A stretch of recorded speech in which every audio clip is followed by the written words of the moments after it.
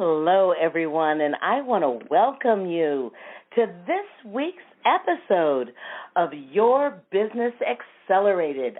I am your host, Attorney Shaune Arnold, and I'm excited to be here, and we are gearing up to make all of our dreams come true.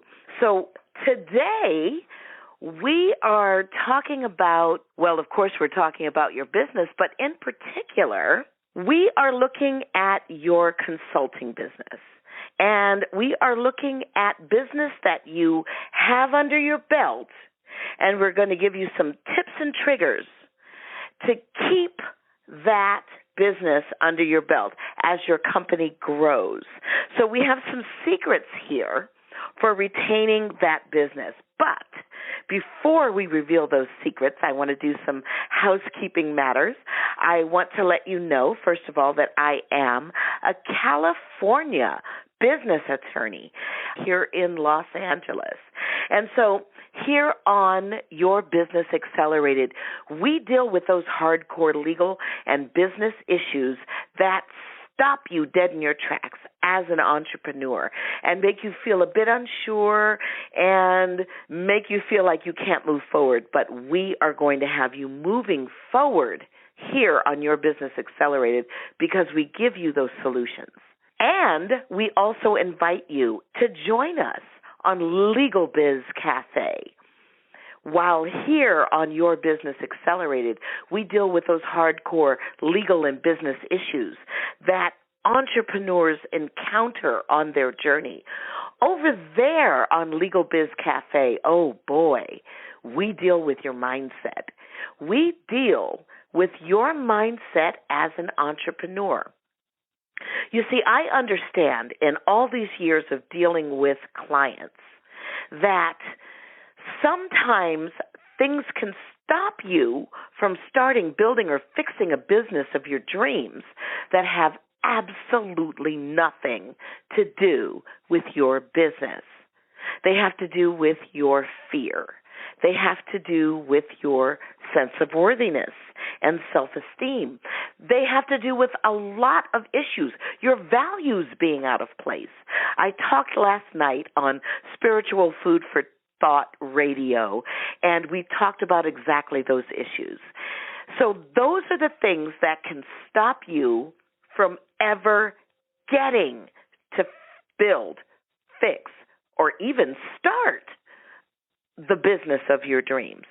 So those are the things that we deal with over there. And here, we are going to deal with those hardcore issues that are going to help you tonight retain your business as your business grows. So the very first tip that I have for you tonight is to involve your client in whatever change you are proposing and seek the feedback of the rank and file. And by doing this, you're going to make sure that your client is in the loop and that you don't wind up with some situation where the client's basically frightened and they don't want to move forward. So you get stuck. They get stuck and you get stuck.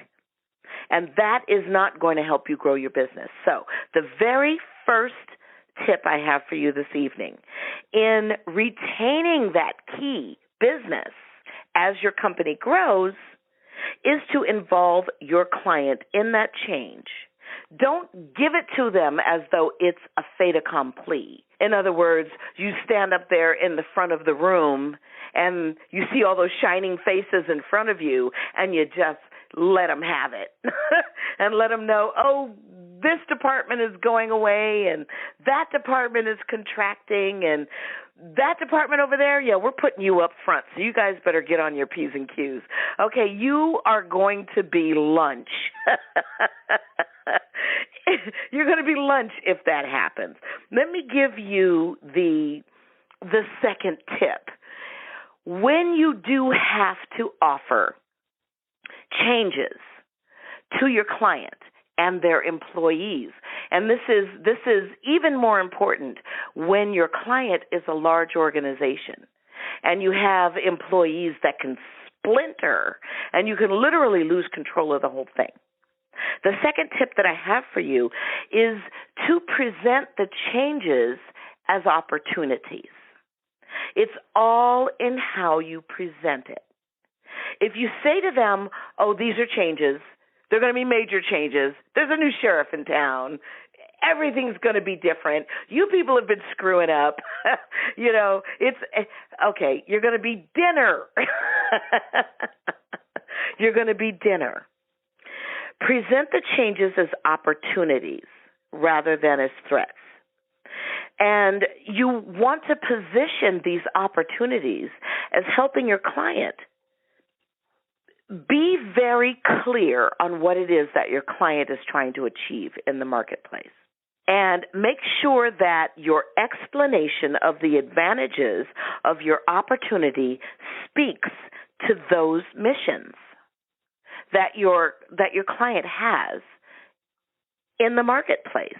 Because when you can do that, then you're automatically tying some continuity in with what they were doing and what they're going to be doing. I encourage you to be really upbeat and positive about those anticipated changes and place them in perspective. In other words, they are natural evolutions of your client growing their business. And you want to explain that because of this unique and ongoing relationship that you have with the client, you are going to be instrumental in helping them take advantage of those opportunities as opposed to make those changes. Another tip that I have for you in retaining the key business as you grow is be very, very careful not to explain your changes and then raise your fees at the same time. Most of us have a really horrible habit of underestimating our fees. I, believe it or not, just got on a conference call earlier today with a client who had a contract. The person on the other side was supposed to provide services to my client, and they underbid themselves. And so they didn't want to perform on that contract because they underbid themselves. Well, you can imagine I had to, what's a nice way of putting rip 'em a new one? I guess there's really no nice way of putting that. And by the end of the conversation, I was described as being a pit bull in lipstick. But here's the thing, if my client had presented that opportunity as an opportunity that helped the client attain their mission in the marketplace, then the client might not have been so threatened by what my client offered. And they wouldn't have gotten into that little fisticuffy situation where I wound up having to basically come down hard contractually on my client's client. It was really very rough. So try not to present your changes as a fait accompli. Give them as opportunities, not as threats.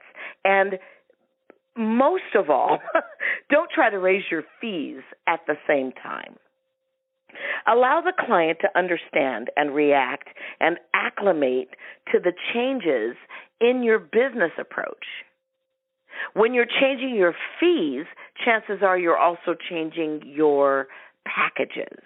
And so if you're doing that, be sure to request ongoing feedback from them so that you can see if this particular client has something peculiar about them, that the changes that you're implementing in your business are going to kill them.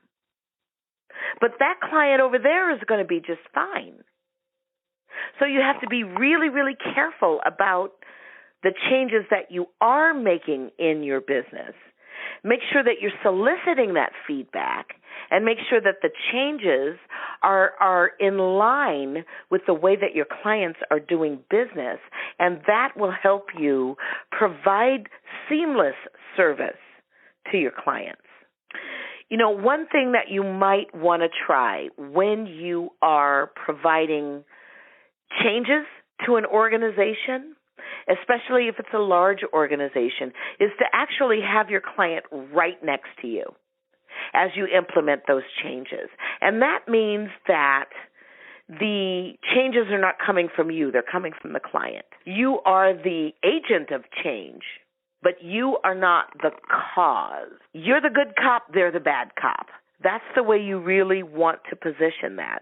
Anything else is going to tank you. You're going to wind up not having that sense of cooperation that you really need from the rank and file as you go through and implement your changes. You want to be respectful to everybody, and you really want to be sensitive to people as you implement those changes. It may seem a bit silly to you that, Mr. Big doesn't want to relinquish that thing that they do, but it means a lot to them.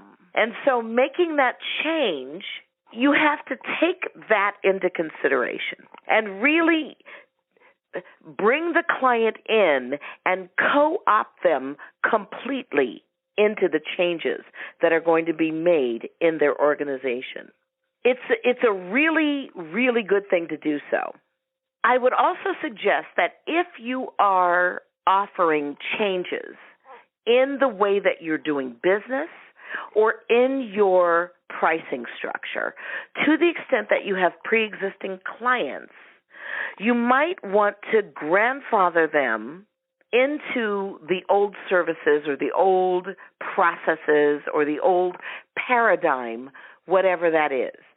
If they are resistant to making the change, let them keep their thing the way they have it. People are so sensitive. They really are. So just give it to them. Let them have it. Let them keep it. Years ago, when I say years ago, I mean many, many, many years ago, I was an actress.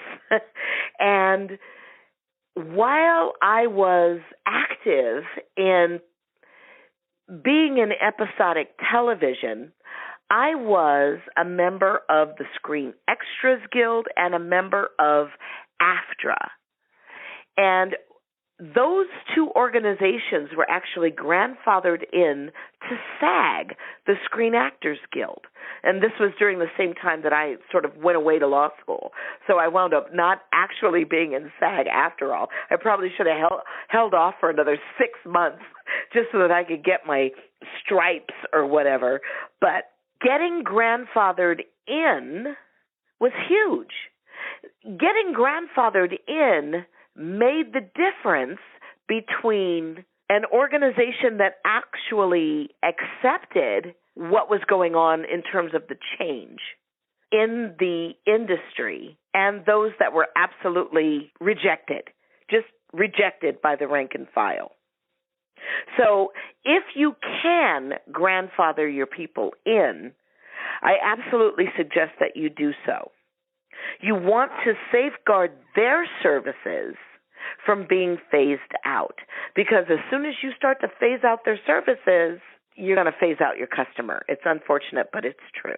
One thing that I think really, really works in terms of dealing with client consulting relationships and changes that you might be making in your business and changes that they might be making in their business.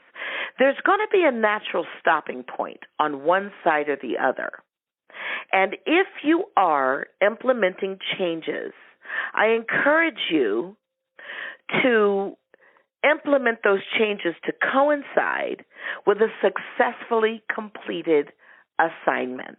In other words, when everybody has that warm and fuzzy feeling about you having been in their business, that's the time. That's the time to raise your prices. That's the time to complete any unfinished business with them. And it's also the time to look into future assignments with that particular client. Now, If it is appearing to you that this is a very, very political set of situations, it really is. That is what grows or tanks a business. Your ability to really read your client and find out whether the changes that you are implementing in your business are actually going to flow with what's going on in the customer's business. Also be prepared to fire a client. I know that's tough. I know it's tough. Nobody wants to talk about firing a client. But sometimes when you are making a bellwether shift in your business, the client is no longer a natural fit. And although you may be beholden to them because they were your first client or an early client, if this client is a jerk, if this client is expecting more than any other client does, if this client is causing you migraines, then by all means fire your client. It happens. It does happen more often than you might think. But I think that when you learn to understand that dealing with clients is a two-way street, that it is not you being in that needy position, begging for clients, for money, for attention, but rather you are sitting in a place of strength in your business because you're absolutely certain of the value of what you provide to the marketplace. Then if you are dealing with a client that cannot make the shift with you in your business, fire them gently, but fire them. If you are dealing with a client that is like sandpaper as you try to grow and change your policies in your business, and they are not a client that is ripe for that grandfathering in of those old provisions, fire the client, perhaps a little less gently. And if you have a client that, and we all do, we all have them, they're unreasonable. They're asking for way more than the contract price calls for. Don't be afraid to stand up on your hind legs and fire that client.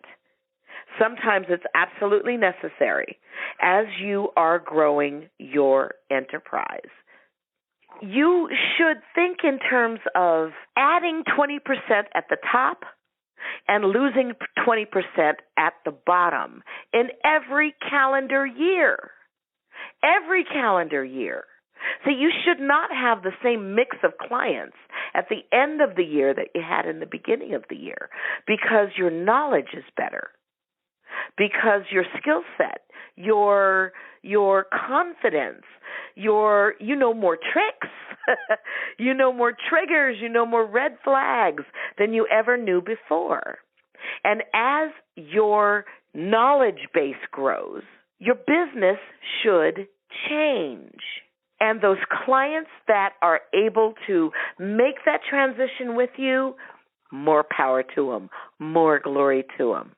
But the clients that are not able to make that transition, the clients that are telling you no, stop, and don't, the clients that are trying to put their foot in the middle of your growth, fire them.